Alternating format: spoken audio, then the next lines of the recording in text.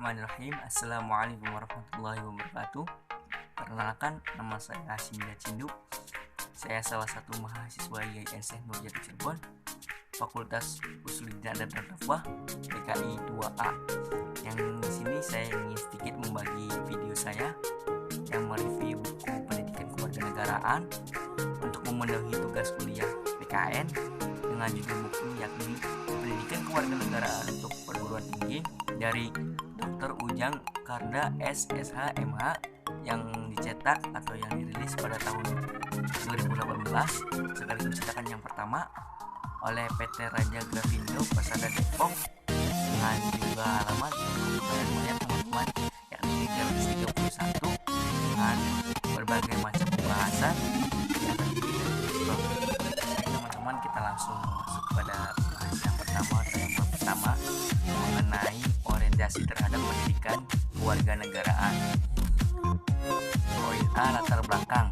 Yang pertama, perubahan pendidikan ke masa depan yang mempersiapkan pribadi sebagai warga negara yang baik dan anggota masyarakat yang bertanggung jawab. Yang B, menanamkan dasar pembangunan berkelanjutan bagi kesejahteraan masyarakat Indonesia. Yang C, menyelenggarakan pendidikan yang berorientasi pada pengembangan. Yang kedua, dinamika internal bangsa Indonesia. Dalam kurun dasawarsa terakhir, Indonesia mengalami percepatan perubahan yang luar biasa. Misalnya, loncatan demokrasi, transparansi yang hampir membuat tak ada lagi batas kerahasiaan di negara Indonesia. Ada dua faktor penyebab melemahnya komitmen masyarakat terhadap nilai-nilai dasar yang mengakibatkan filosofi bangsa Indonesia menjadi rapuh. Yang pertama, faktor internal. Yang pertama, faktor eksternal yakni berupa pengaruh globalisasi yang disemangati liberalisme mendorong lahirnya sistem kapitalisme di bidang ekonomi dan demokrasi liberal di bidang politik. Dan yang kemudian ada faktor internal yakni bersumber dari bangsa Indonesia sendiri. Jadi muncul dari kesalahan sebagian masyarakat dalam memahami Pancasila. Banyak kalangan masyarakat memandang Pancasila tidak dapat mengatasi masalah krisis. Sebagian lagi masyarakat menganggap bahwa Pancasila merupakan alat legitimasi kekuasaan Orde Baru. Poin B atau pembahasan yang kedua di babak pertama ini ya teman-teman, yakni pengertian dan tujuan PKN.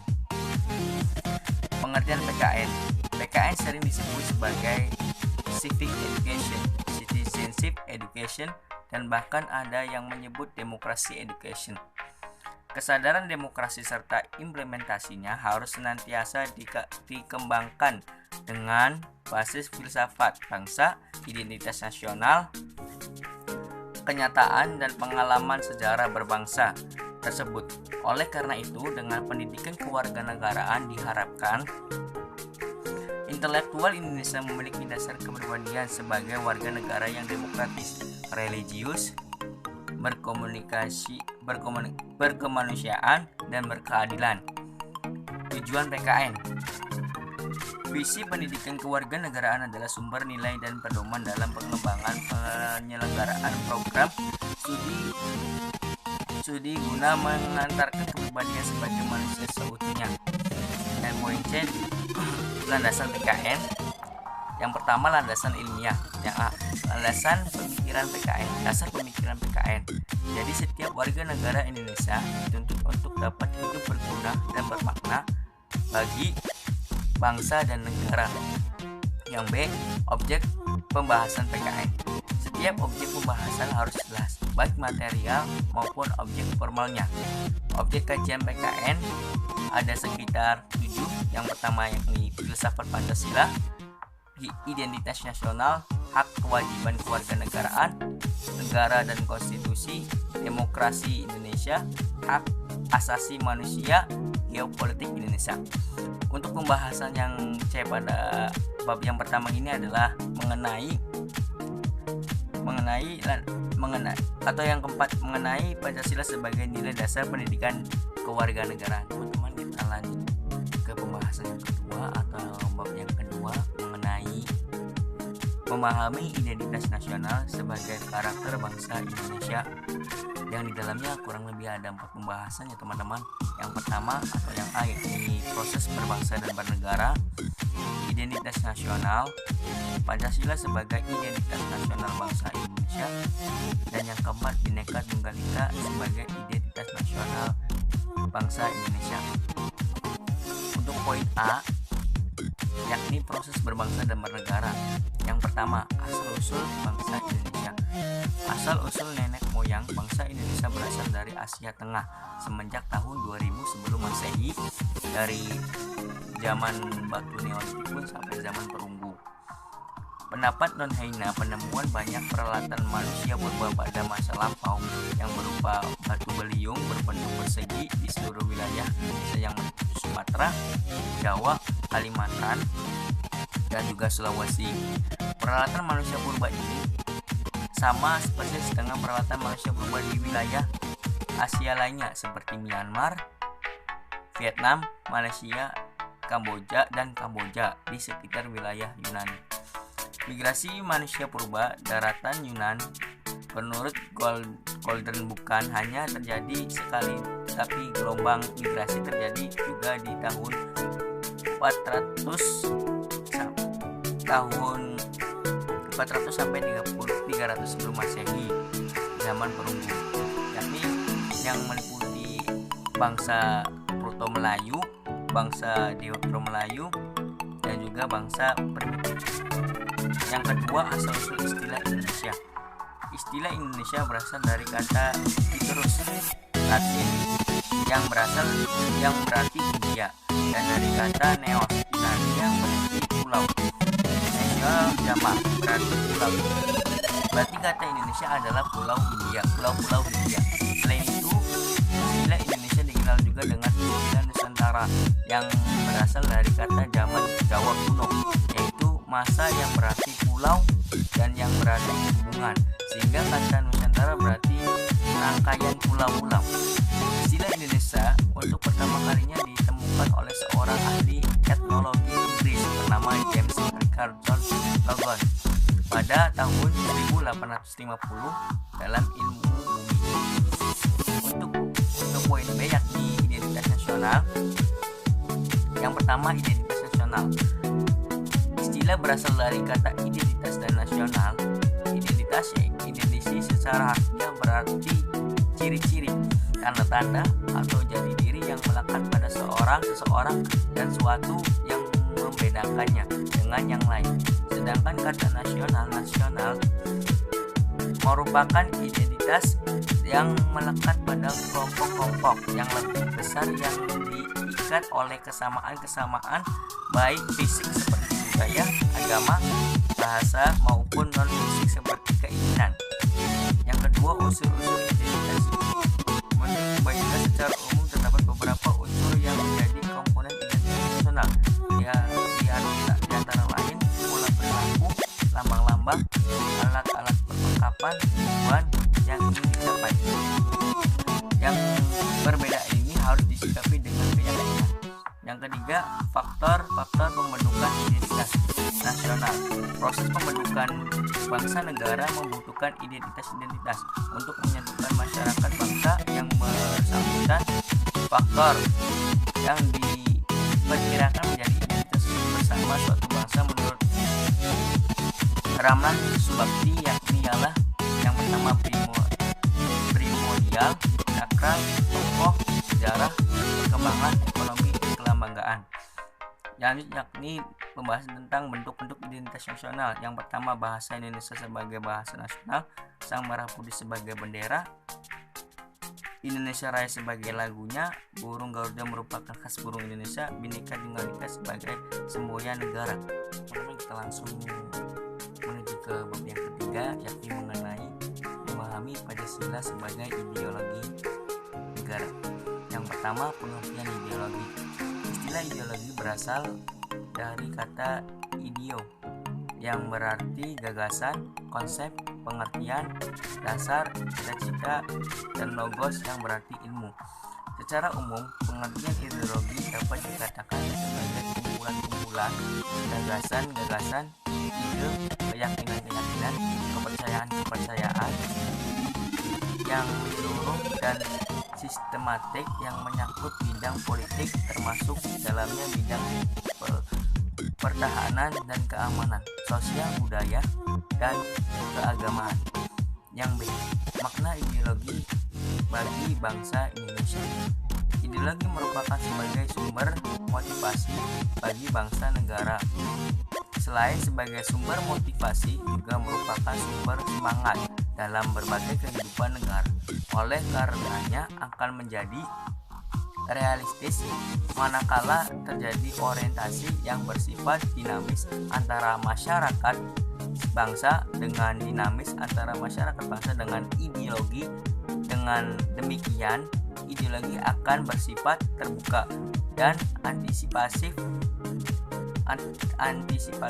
bahkan bersifat reformatif dalam arti senantiasa mampu menghadapi perubahan-perubahan sesuatu dengan aspirasi bangsanya. Yang C. Perbandingan ideologi Pancasila dengan ideologi lain. Yang pertama, ideologi Pancasila. Ideologi nasional berupa kumpulan pikiran-pikiran rakyat yang mengandung pandangan tentang keadaan bangsa, memuat perspektif atau harapan masa depan bangsa, dan memberi arah serta dorongan bagi seluruh kegiatan manusia. Yang kedua, ideologi liberalisme. Liberalisme dari konteks masyarakat Eropa dinamakan sistem sosial ekonomi dikuasai oleh kaum aristokratis, feodal, dan menilai hak individu. Masyarakat terbaik memuat paham liberal yang memungkinkan individu mengembangkan kemampuan individu sepenuhnya. Hal ini mengharuskan para individu untuk lebih bertanggung jawab atas tindakan yang dilakukannya. Yang ketiga, ideologi konservatif. Ideologi konservatif ini sebaliknya dari ideologi liberalisme, yaitu lebih mencangkup pada paham masyarakat dan kelompok masyarakat yang lain, bukan sekedar penjumlahan unsur-unsurnya, tetapi kelompok masyarakat yang paling banyak menciptakan kebahagiaannya. Yang keempat, yakni ideologi sosialisme atau komunisme. Paham sosialis lebih didasarkan pada satu, pandangan kemanusiaan dan menganut kesempurnaan watak manusia. Yang kedua, berkeyakinan perubahan dapat dilakukan dengan cara damai dan demokratis. Yang ketiga, lebih luas dalam hal perjuangan perbaikan nasib buruh secara bertahap, dan dalam hal kesediaan peran serta dalam pemerintahan yang belum seluruhnya menganut sistem sosialis.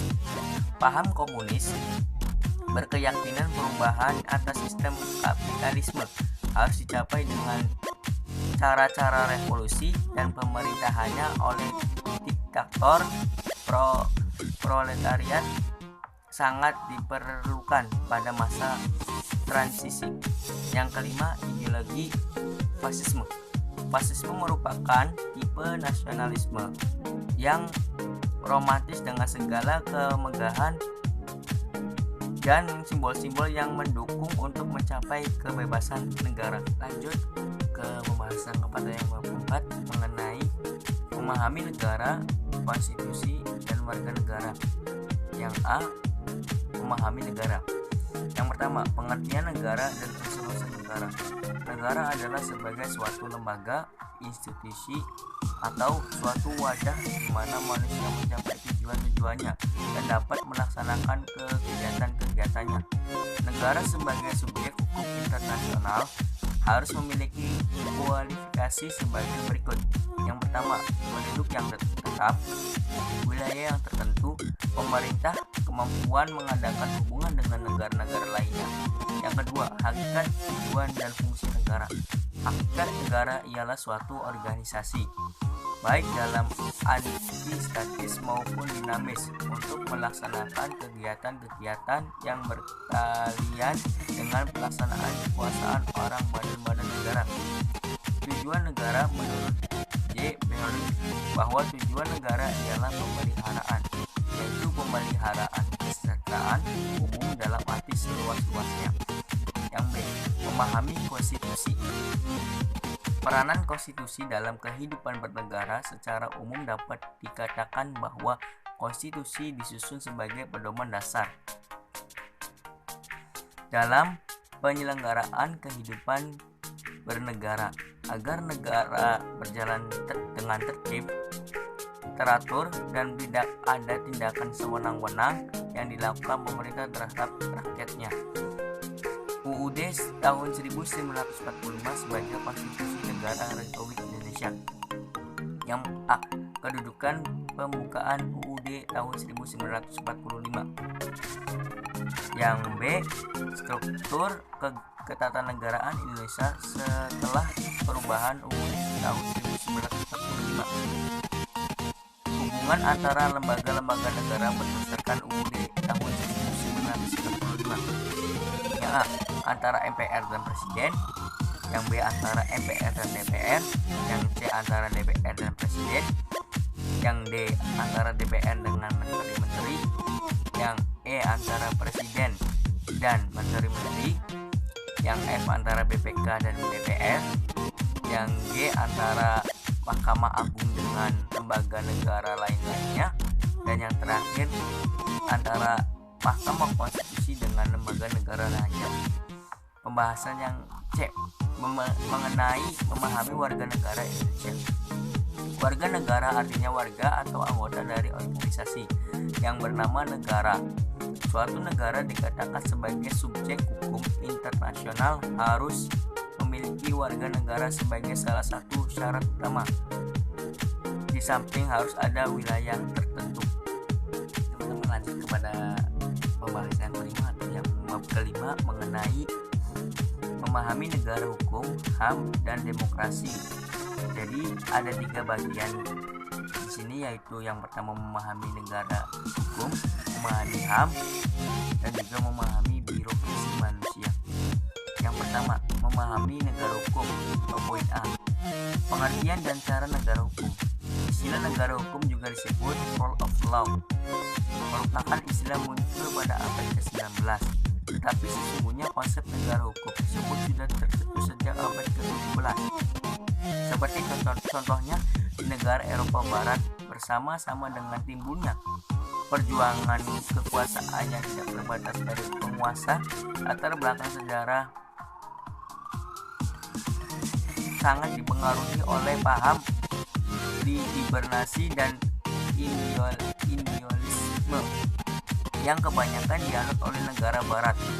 Hak-hak manusia yang merupakan ide universal dan merupakan milik umat manusia dimanapun berada. Fase sejarah perkembangan negara hukum diketahui oleh munculnya sistem pemerintahan dalam negara polis. Selanjutnya, muncul negara hukum material dengan memberikan legislatif bagi negara untuk melakukan intervensioner dan perkembangan negara. Yang kedua, makna Indonesia sebagai negara hukum. Dalam pasal 1 ayat 3 UUD tahun 1945, penegasan ketentuan konstitusi ini bermakna bahwa segala aspek kehidupan dalam bermasyarakat, kenegaraan, dan pemerintah harus senantiasa berdasarkan atas hukum. Ada 2 pandangan, yang pertama menurut Ramsey dan juga pandangan Rothschild. Yang B, memahami hak asasi manusia. Yang pertama, sejarah perkembangan hak asasi manusia. Tahun 1945, negara Republik Indonesia bahwa modal negara yang dianut adalah negara hukum. Istilah dan pengertian hak asasi manusia. Hak dan kewajiban warga negara Indonesia. Yang pertama atau yang A itu hak warga negara, salah satunya yakni tiap-tiap warga negara berhak atas pekerjaan dan penghidupan yang layak bagi kemanusiaan. Yang kedua atau yang B, kewajiban warga negara salah satunya setiap orang wajib menghormati hak asasi manusia orang lain dalam tertib kehidupan bermasyarakat, berbangsa, dan bernegara. Ada 3 hal yang penting dalam pelaksanaan hak dan kewajiban ini, yaitu yang pertama, Pancasila perlu dimengerti secara tepat dan benar, dan yang kedua, pedoman pelaksanaan perlunya petugas mengawal pelaksanaan Pancasila. Yang poin C, mengenai memahami demokrasi Indonesia. Perkembangan demokrasi di Indonesia. Konsep demokrasi semula lahir dari pemikiran mengenai berhubungan negara dengan hukum di Yunani kuno dalam kehidupan bernegara antara abad ke-6 sampai ke-3 sebelum Masehi. Yang kedua, pengertian demokrasi Pancasila. Para filsuf klasik mengklarifikasikan bentuk-bentuk negara menjadi 3 bentuk. Yang pertama, monarki, aristokrasi, dan juga demokrasi. Dan ada 2 prinsip, yakni prinsip demokrasi Pancasila dan korelasi demokrasi dengan negara hukum. Pada pembahasan yang ke-6 atau bab ke-6 mengenai memahami wawasan Nusantara sebagai wawasan nasional Indonesia. Poin A, pengertian wawasan Nusantara. Penjabaran dari nilai aspek kehidupan di dalamnya yang merupakan satu kesatuan dalam bidang ideologi, politik, ekonomi, sosial, budaya, dan pertahanan keamanan negara. Yang B, landasan hakikat dan asas-asas wawasan Nusantara. Yang pertama, landasan wawasan Nusantara. Yang A, landasan inti wawasan Nusantara. Di sini kepentingan masyarakat lebih luas dan harus diutamakan daripada kepentingan yang lebih besar dan tidak mematikan atau memadakan kepentingan golongan, suku, bangsa maupun perorangan. Yang B, landasan konsepsional wawasan Nusantara. Bangsa Indonesia ini menyadari bahwa bumi, air, dan Nusantara di atas dasar kekayaan alam yang terkandung di dalamnya dikuasai rakyat, dan seluruh potensi yang ada tersebut dipergunakan secara seimbang dan adil. Yang kedua, hakikat dan asas-asas wawasan Nusantara. Yang A, hakikat wawasan Nusantara, yaitu keutuhan Nusantara dalam pengertian cara pandang yang selalu utuh dan menyeluruh dalam lingkup Nusantara demi kepentingan nasional. Yang B, asas-asas wawasan Nusantara.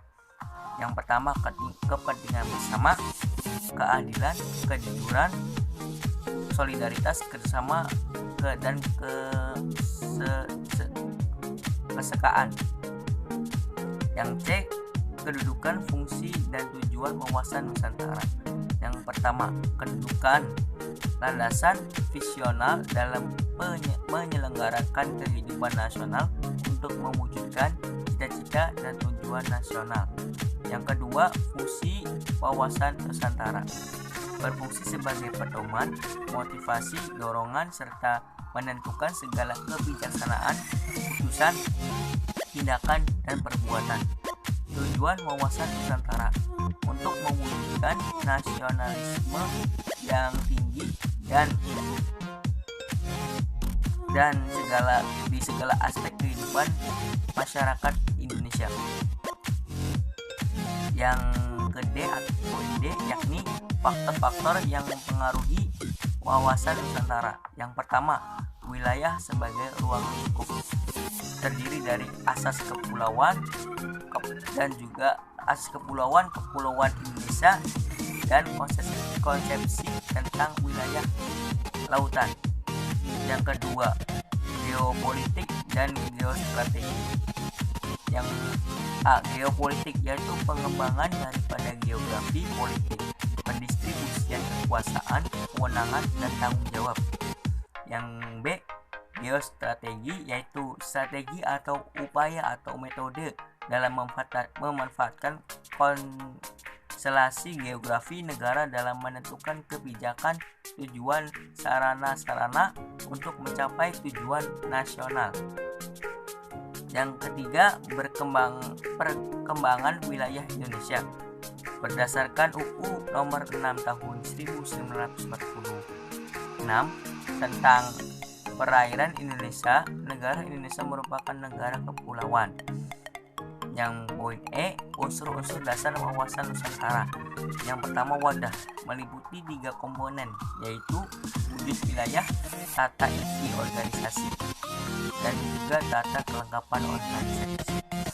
Yang kedua, isi wawasan Nusantara.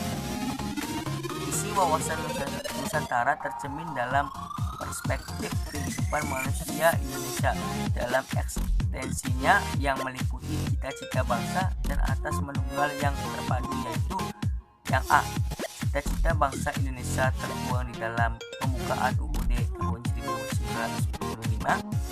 Yang B, asas keterpaduan semua aspek kehidupan nasional berciri menunggal. Yang ketiga, tata laku wawasan Nusantara. Yang pertama, tata laku batiniah dan juga tata laku lahiriah. Yang poin F, mengenai implementasi wawasan Nusantara. Yang pertama, wawasan Nusantara sebagai pancaran filsafat Pancasila. Falsafah Pancasila diyakini sebagai pandangan hidup bangsa Indonesia yang sesuai dengan aspirasinya. Yang kedua, wawasan Nusantara dalam pembangunan nasional, yaitu ada 3. Yang pertama, perwujudan Kepulauan Nusantara sebagai satu kesatuan politik. Yang kedua, perwujudan Kepulauan Nusantara sebagai satu kesatuan pertahanan keamanan. Dan yang ketiga, hubungan wawasan Nusantara sebagai ketahanan nasional. Jadi 2 konsep dasar yang saling mendukung sebagai pedoman bagi penyelenggara kehidupan berbangsa dan bernegara agar tetap jaya dan berseimbang seterusnya. Lanjut kepada pembahasan yang kedua, teman-teman, mengenai memahami ketahanan nasional dan integrasi nasional Indonesia. Yang poin A, ketahanan nasional. Pengertian. Secara istilah, ketahanan nasional berasal dari kata dasar tahan yang berarti tahan penderitaan dan tidak menyerah. Konsep ketahanan nasional, konsep khas Indonesia yang mulai dari tahun 1960-an bersamaan dengan adanya ancaman di Indonesia. Jadi, ketahanan nasional adalah kondisi dinamika yang berisi keuletan dan ketangguhan yang mampu mengembangkan kekuatan nasional dalam menghadapi segala tantangan dari dalam maupun dari luar.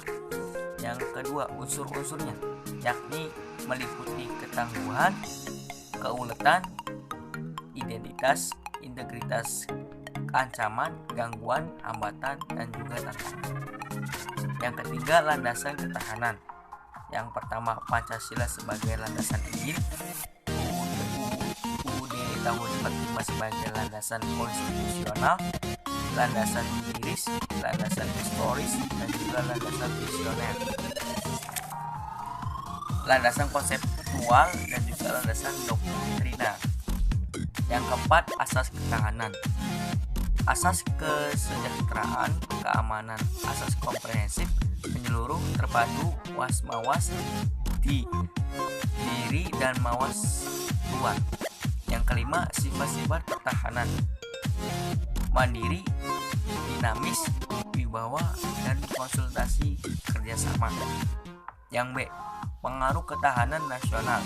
Yang pertama, hak asasi manusia atau HAM. Seperangkat hak yang melekat dan kodrat manusia sebagai makhluk Tuhan yang Maha Esa dan merupakan anugerah yang wajib dihormati. Yang kedua, kewajiban dasar manusia. Apabila tidak dilaksanakan, tidak akan terlaksanakan dan tegaknya hak asasi manusia. Yang ketiga, diskriminasi, yakni disebabkan oleh perbedaan setiap orang atau individu. Yang keempat, penyiksaan, perbuatan yang dilaksanakan dengan sengaja yang menimbulkan rasa sakit yang hebat baik jasmani maupun rohani.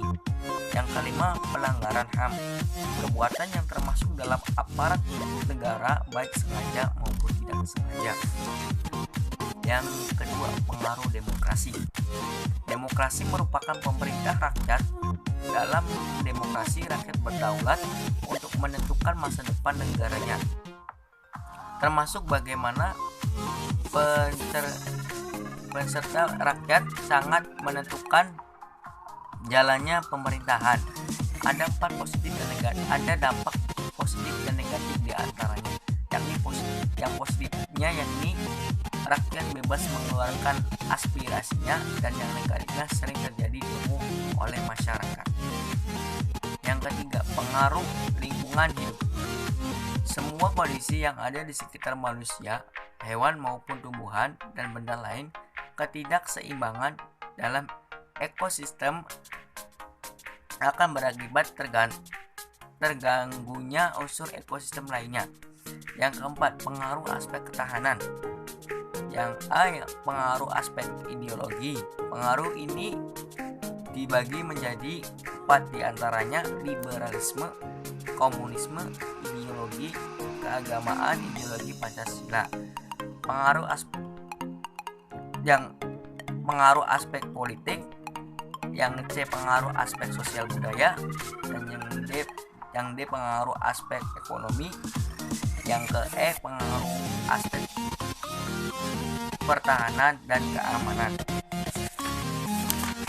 Yang C, integritas nasional.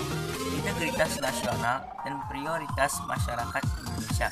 Yang A, pengertian integritas nasional, upaya menyatukan seluruh unsur suatu bangsa dengan pemerintah dan wilayah. Yang B, pentingnya integritas nasional, masyarakat yang terintegritas dengan baik merupakan harapan bagi setiap negara, sebab integritas masyarakat merupakan kondisi yang dibutuhkan bagi negara untuk membangun kejayaan nasional demi mencapai tujuan yang diharapkan. Kegagalan dalam mewujudkan integrasi masyarakat berarti kegagalan untuk membangun kejayaan nasional, bahkan dapat mengancam kelangsungan hidup bangsa dan bernegara yang bersangkutan. Yang C, pluralitas masyarakat Indonesia. Masyarakat Indonesia merupakan masyarakat pluralis atau masyarakat majemuk yang merupakan suatu hal sudah sama-sama mengerti. Kemajemukan dalam masyarakat Indonesia ditampilkan dalam wujud keberagaman agama. Yang D, potensi konflik dalam masyarakat Indonesia. Harus disadari bahwa masyarakat Indonesia menyimpan potensi konflik yang cukup besar, baik konflik yang bersifat vertikal maupun yang bersifat horizontal. Mungkin cukup sekian teman-teman.